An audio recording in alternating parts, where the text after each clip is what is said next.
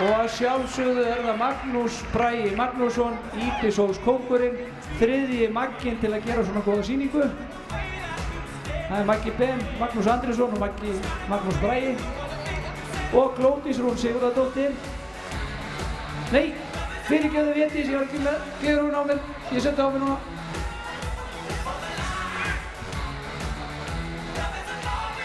Já, þetta afkvæmi Óskar Steinn frá Íbisóli sem eins og flestir vita þá féll Óskar Steinn frá í vetur allt og snemma sem tók á fólkið bændurnar í Íbisóli en hann skilur eftir sig góða arfleið af Óskar Steinn og það meðal annars hann sem prýðir forsíðu Stóðhúsborgarinnar, það mynd af Óskar Steini í heimahögunum og Óskar Steinn að gefa heldur betur athyglisverð hross.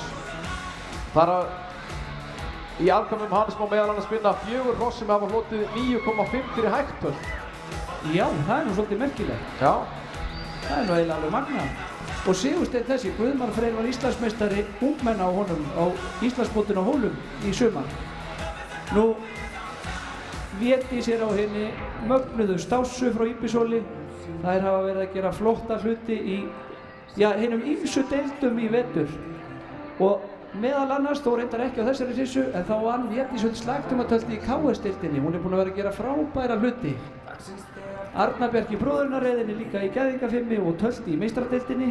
Einstaklega fallegt töltu upplæði þeirri sissu, Stássu, eins og þeim mörgum undan Óskar Steini.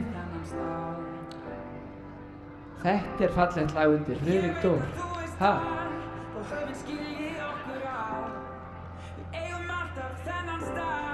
Við eigum nefnilega alltaf þennan stað að vera hér og þar finnum við Magnús yfirleitt í stuði og hérna bráðefnilegu Védísi Huld.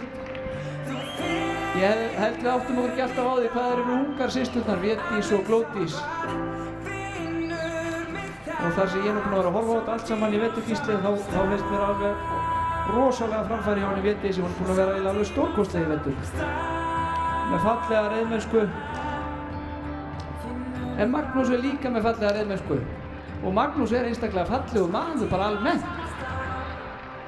Passar upp á prúðleikann, passar upp á það íslenska, já takk. Passar aðeins upp á að hafa rembing, hafa stuð og hafa gaman, þykja vænt hestinn sinn, vera bara svolítið íslensk.